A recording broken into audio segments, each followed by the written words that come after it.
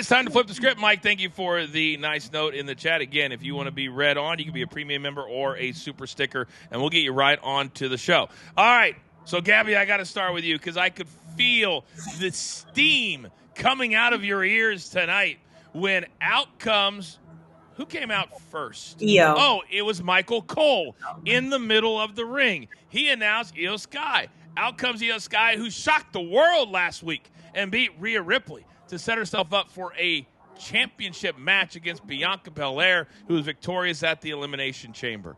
And then when they came out and Io, the crowd could not have cared less. Then Bianca comes out, looked like $1 million. Then Rhea comes out, and they both pie-faced the champion like she was a child. This is Flip the Script. What would you have done differently? So I gave it a chance. I was not happy with what happened last week, but I said, you know what? I'm going to go into this week giving it a chance, coach. You know what I mean? I'm a patient person, if you couldn't tell. I have all the patience in the world to make sure to see that this is going to end up happening. I'm like, maybe it'll be a triple threat, and I'll get invested in it being a triple threat, and I'm going to be happy about it. But Io comes out. It's a mild response from the crowd. Bianca comes out. A bigger response from the crowd. Rhea, it's like mommy chants. The whole roof is because she is a star, and it does not make Io look any better for her to come out that way. And then, of course, she comes out, cut my music, she's angry, whatever. I am trying very hard to see the emotion, the story they're trying to tell with this triple threat. But to me, it looks like a star in Bianca, a star in Rhea, coming at each other. They're angry at each other. Rhea thinks that Bianca stopped her from retaining. Bianca's angry at Rhea. That's the story for WrestleMania. And then you have Io, bless her heart, just being like, I'm the champion. But like, we forget you're the champion until you get smacked in the face by both these women that are visibly bigger than you, visibly stronger than you, visibly more over than you.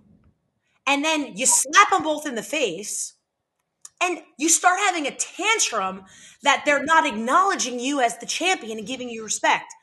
To me, a champion isn't having a tantrum when they are needing respect. They demand respect and they get it because they're champion. So do I emotionally invest myself in Io being a champion and being a credible champion? Absolutely not. And I'm trying to give her the benefit of the doubt because she is a phenomenal wrestler in the ring. But on the mic, you can't even tell me she's at the level of the two of them. So yeah, great. Are we on the road to getting a triple threat? Sure. Is there a triple threat I'm 1,000 times more invested in that we saw at the end of the match with Rollins, Punk, and Roman? Yes, because that's how you're supposed to do it. And if you make the comparison to these two triple threats, if that's what we're getting, it's not even apples and oranges. It's a rock and a boulder. That's how I'm comparing the two, between emotional investment and how much I give a crap about seeing it. And it's sad because it's three very talented women, but I don't know what story I'm following to give a crap about it, honestly. Tommy. Yes, sir. I hate it when I agree with everything that Gabby says. And by the way, somebody in the chat called her a unicorn. Never seen a female know so much about wrestling in their life. I agree. That's why I found her. That's why I brought her onto this show. She's our rock star for a reason. Tommy, you cannot have a women's champion who, what does Vince Russo teach us all the time? You've got to write for reality. What did Gabby just say? Io is half the size of Rhea and Bianca. They pie-faced her like she was a 6-year-old little child. Then they stood there because the timing was off and waited for her to slap Rhea. And then Bianca was like, yeah, do it to me too. I'm like, are we kidding ourselves right now? Tommy, this is so unbelievable that they have put Bianca and Rhea. They could have had a nice story leading up to WrestleMania, the two of them. But now with Io in there, I don't know why they decided to do that. Do you have a take? I don't have it. You know what got me the whole time is this, and like Gabby, this, when they were face to face, Bianca and Rhea, did you see how small Io was? Yes. It was ridiculous. And one thing I want you to talk about, because you were an announcer at one time, why was the reason Michael Cole was there? You know the reason why he was there. It was live with Io, but I'll let you explain that. But they gave her no respect at all. Rhea didn't even look at it. Rhea was jumping in Bianca's face. You're the one that made me lose. Not even putting over the fact that Io won the championship. It was all because of Bianca. And that's when Io jumped in with her little self, and it made it look worse when she got in the middle of them to see they were a full head above her. Mm-hmm. And that looks really, really bad, Coach. It does. It does. You could have easily added a line for Rhea and been like, Io beat me last week. Good for her. But my eyes are on you. It could have been as simple as that. Didn't even do that. They didn't even do that. There was little zero. I've never seen a champion so disrespected in my life. And to answer your question, because I saw a lot of people on social media talking about this. Why wasn't Jackie Redmond? Why wasn't it Kathy Kelly? You guys got to understand, Michael Cole's been doing this for 28 years. When you have a talent and a superstar that does not speak very good English, and there's a very good chance the timing could get off with all those superstars in the ring, you got to have somebody that knows exactly what they're doing and can get out of it and get back into it. And there's nobody better than Michael Cole. That's period. right. End of story. That's why he was in the ring at the beginning. But now, Gabby, is there anything that the WWE can do to get you back invested in these three leading up to WrestleMania? So something I wish I would have seen, and I know this is flip the script. So what I wish they would have done, and this honestly is something I just thought of in the moment while we were talking. Imagine right before Michael Cole had Io come out, we saw a beautiful video package explaining Io's kind of like her journey, where she's come from, why this means so much to her, a little bit backstory of her, and then show tweets of people that are like, Io, I'm so excited. Like, I've been waiting for this, underrated, underappreciated, blah, blah, blah. Make the audience understand why it was such a shock, as opposed to Rhea, not because Rhea lost. People were shocked that Rhea lost. They weren't shocked that Io won. I want to be shocked that Io won, instead of just Rhea losing because Rhea's a star. If you're making me believe in Io, I need to know her whole story. And that's what I'm saying. If I see tweets of all these people, I'm like, oh, maybe she is underrated. Maybe she is underappreciated. Look at those people that love her. She's so beloved. Then have Michael Cole bring her out. So you have a nice little... it's a red carpet for her to come out and be like, oh, okay, now I understand what's going on. Especially you're on Netflix. If people don't know who Rhea is, they definitely don't know who Io is. Do something like that and make her a little more appreciated, so that when she does get slapped in the face, people are like, oh, that's not very nice. Like, Io's so sweet and like we like her and she's the champion. It needs to be, you need to make me invested in Io, because right now, all I care about is Rhea Ripley and her winning that title back. And that's not going to change for me. And you have a few weeks to make that change for me. And I don't know how they're going to do it, because tonight it made me honestly dislike Io as champion, because she came off like a little girl in the ring with two grown ass women.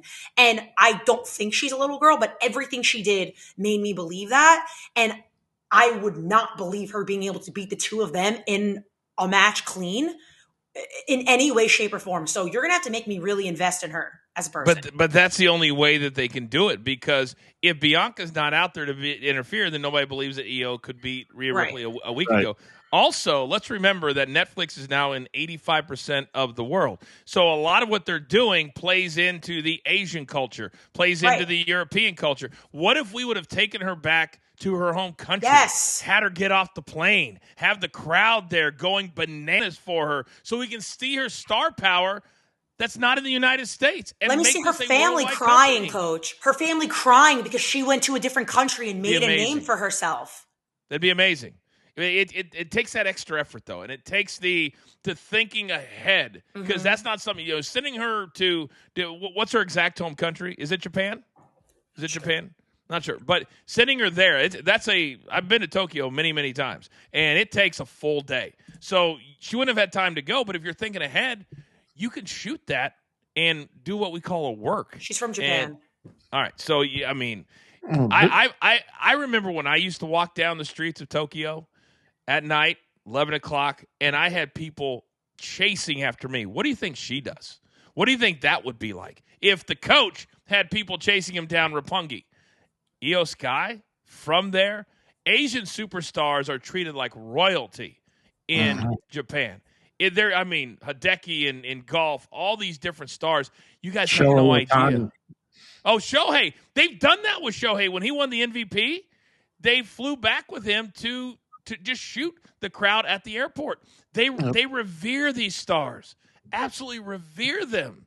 They could have did something in New York, Coach. It's so multicultural in New York, right? You could have done a vignette today, this morning. I mean, we all been there. We've been to TVs where we had all these packages. You got to go out and shoot. Bring her somewhere where there's a multicultural of Asian people, putting her over and work it. You friggin', you work it. That's what you do. Mm-hmm. And then you air that beforehand. Look at today, walking through the city. Oh my God, the champ. And none of that was done. It just was so nonchalant, disrespectful. It was incredible. The only way they used New York City was Adam Pearce shooting a preview video they posted on X talking about the matches tonight. How do you not use New York City more in Monday Night Raw tonight, except for the city shots? That's just laziness. Yep. You got New York City. Yep. Go out, shoot stuff. Yep. We used to do that every single time. We also had the restaurant. Remember we had WWE New York or WWF New York? Yep. Oh, having that restaurant, Gabby, was amazing. Because we would do live shots from Times Square in the restaurant. Yep. Oh, my gosh. I would have had every wrestler try New York pizza and say if they think it's better than like how do you not? I'm sorry. That's my thing. I would be like, New York pizza is the best pizza in the world. And you say no, you get punched in the face because it's not. You can't. Hey, Gabby, we've got a commercial we got to get to. Are you good with that? I'm hungry. All right. On the other side, Gabby had two amazing actresses on her show. She's got some answers. She needs some answers.